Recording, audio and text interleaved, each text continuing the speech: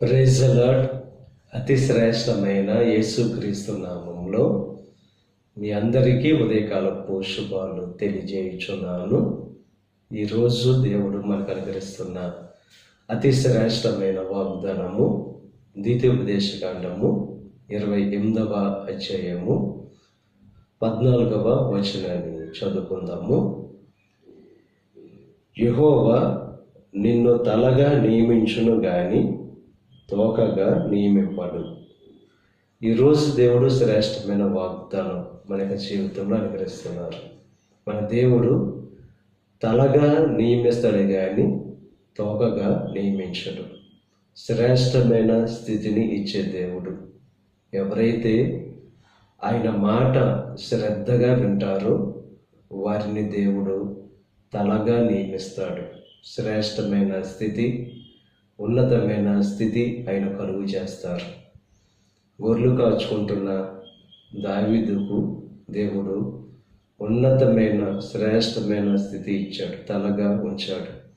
మనల్ని కూడా ఆ కొద్ది స్థితిలో ఉన్న మనము ఎప్పుడైతే దేవుని యొక్క మాట శ్రద్ధగా వింటామో ఉన్నతమైన స్థితిని ఇచ్చే దేవుడు. ఆయన పైవాడుగా మనల్ని ఉంచుతాడు కానీ క్రింది వారిగా మనల్ని ఉంచే దేవుడు కాదు. ఎవరైతే దేవుని యొక్క మాట శ్రద్ధగా విని ఆయనను అనుసరించే వారుగా ఉంటారో వారికి జీవితం శ్రేష్టమైనదిగా ఉంటుంది. కనుక ఆ రీతిగా దేవుని యొక్క మాట శ్రద్ధగా వింటూ దేవుడు కలుగు చేసే ఆ ఉన్నతమైన శ్రేష్టమైన స్థితిని పొందుకోవలసిందిగా ప్రభు పేరట మిమ్మల్ని కోరుచున్నాను. దేవుడు మిమ్మల్ని దీవించి ఆశీర్వదించి ఉన్నతమైన శ్రేష్టమైన స్థితిని దేవుడు మీకు కలుగు చేయను గాక. ఆమేన్. ప్రార్థన చేసుకుందాం.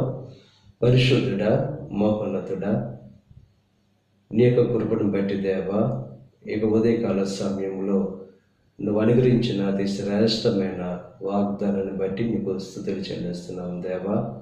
మమ్మల్ని తలగా ఉంచే దేవుడవు, తోకగా ఉంచే దేవుడు కాదు. మమ్మల్ని తగ్గించే దేవుడు కాదు.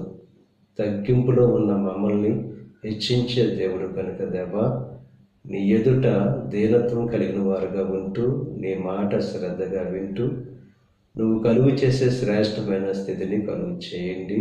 వారి వ్యాపారంలో శ్రేష్టమైన స్థితిని కలుగు చేయండి. వారి కుటుంబంలో శ్రేష్టమైన స్థితిని కలుగు చేయండి. వారు చేయుచున్న ఉద్యోగంలో శ్రేష్టమైన స్థితిని నువ్వు కలుగు చేసే దేవుడు